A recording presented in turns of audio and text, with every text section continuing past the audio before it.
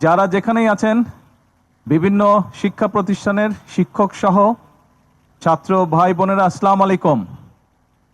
আশা করি আপনারা সবাই ভালো আছেন। আমরা এখানে আজকে এখন একটা নিম গাছ আমরা রোপণ করলাম।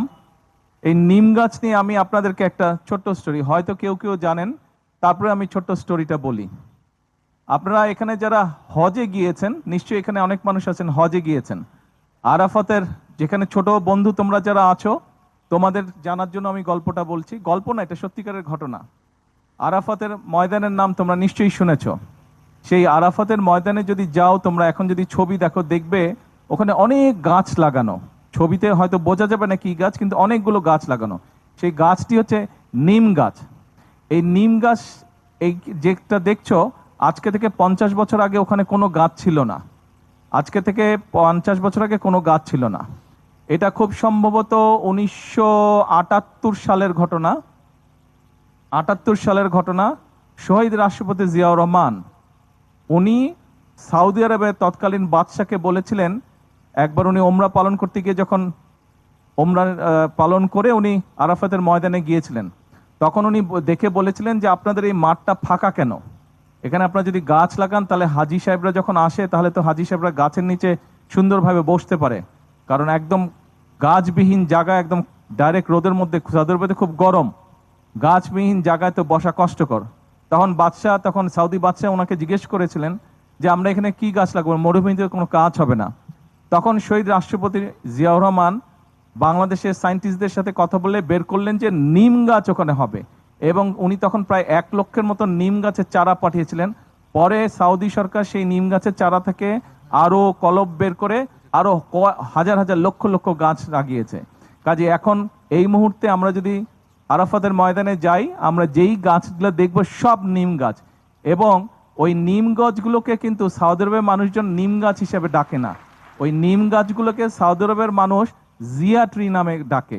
ওটা তাদের কাছে জিয়া ট্রি নামে পরিচিত। তো আজকে আমরা এখানে একটা নিম গাছ রোপণ করলাম। আমি জানি না সারা বাংলাদেশে যারা এখানে কানেক্টেড আছেন, ছোট ভাই বোনের এবং শিক্ষকরা সহ, আপনারা নিশ্চয়ই আপনাদের প্রত্যেকটি প্রতিষ্ঠানে গাছের চারা রোপণ করেছেন।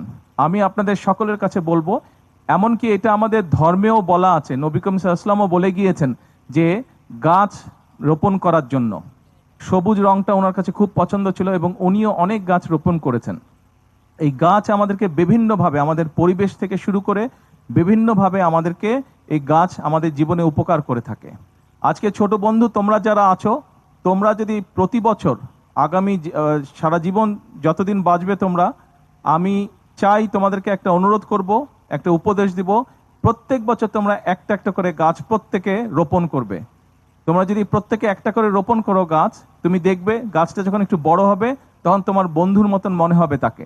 এবং ওই গাছটা যত বড় হতে থাকবে তুমিও বড় হতে থাকবে। এবং তোমার পাশাপাশি যখন গাছটা বড় হবে দেখবে যে এটা অদ্ভুত একটা ভালো লাগা ফিলিং একটা তুমি পাবে গাছটা। কাজেই আর শিক্ষকবৃন্দ যারা আছেন, আপনাদেরকেও আমি অনুরোধ করব যে স্টুডেন্ট যারা আছে, ছোট স্টুডেন্ট যারা আছে আপনাদের প্রত্যেকটি প্রতিষ্ঠানে, তাদেরকে দয়া করে আপনারা উৎসাহ দিবেন। যারা শিক্ষক আছেন, আপনারা নিশ্চয়ই খেয়াল করেছেন এই যে বর্ষার সময় কিন্তু শুরু হয়ে গিয়েছে, কিন্তু দেখুন যে অনুপাতে বৃষ্টি হওয়া উচিত ছিল সেই অনুপাতে কিন্তু বৃষ্টি হচ্ছে না। এখানে আজকে থেকে আমাদের যাদের অভিজ্ঞতা, আজকে থেকে 40-45 বছর আগে বাংলাদেশে যে পরিমাণ, আমরা যখন স্কুলে পড়তাম, আমরা যখন ছোট ছিলাম, এই বর্ষাকালে টানা বৃষ্টি হতো, 7 দিন 10 দিন ধরে বৃষ্টি হতো। কিন্তু এখন কিন্তু সেই বৃষ্টিটা হচ্ছে না। এখানে অনেকেই আছেন যাদের বয়স 50-60 বছর বয়স হয়ে গেছে, আপনাদের নিশ্চয়ই অভিজ্ঞতা আছে সেরকম বৃষ্টির।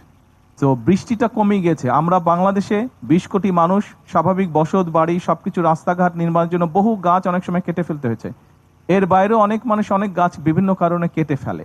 তার ফলে প্রাকৃতিক যে ভারসাম্য সেটি নষ্ট হয়ে যাচ্ছে। এই দেশেই আমাদেরকে থাকতে হবে। আমার ঘর যদি আমি সুন্দর করে গুছিয়ে না রাখি, তাহলে আমিও তো একটা অস্বাস্থ্যকর পরিবেশে থাকবো। তাতে করে আমার মানসিক এবং শারীরিক উভয় স্বাস্থ্যের ক্ষতি হবে। কাজে আপনাদের সকলকে আজকে আমি অনুরোধ করব যে আসুন, আজকের দিনটাতেই শুধু আমরা গাছ লাগিয়ে দিনটিকে আমরা শেষ না করে দেই। আমরা চেষ্টা করি প্রতি বর্ষা মৌসুমে অন্তত একটা করে, মিনিমাম একটা করে আমরা গাছ রোপণ করব। আর শিক্ষকবৃন্দ যারা আছেন, আপনাদের কাছে অনুরোধ থাকবে, আপনাদের স্কুলে যারা ছাত্রছাত্রী আছে তাদেরকে আপনারা উৎসাহ দিবেন গাছ রোপণ করার জন্য। স্বাভাবিকভাবে দেশে গাছ যত বাড়বে আমাদের পরিবেশ তত ঠান্ডা হবে, পরিবেশ ঠান্ডা হলে আমাদের থাকতেও তত আরাম হবে, তত কমফোর্টেবল হবে। আজকে এই পর্যন্তই রাখি। নিশ্চয়ই আপনারা বিভিন্ন জায়গায় যারা আছেন, বিভিন্ন স্কুলে নিশ্চয়ই আপনাদের এলাকায় আমার সফর করার সুযোগ হবে ভবিষ্যতে ইনশাল্লাহ, তখন নিশ্চয়ই আপনাদের সাথে ইনশাল্লাহ দেখা হবে। আজকে এই পর্যন্ত থাকলো।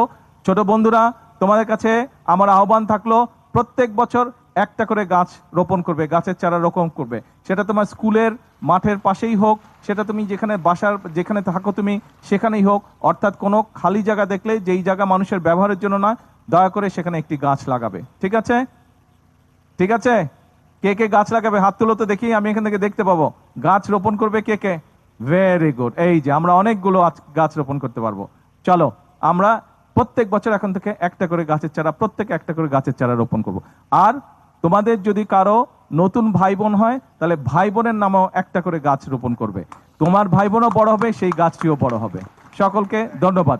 আল্লাহ হাফেজ।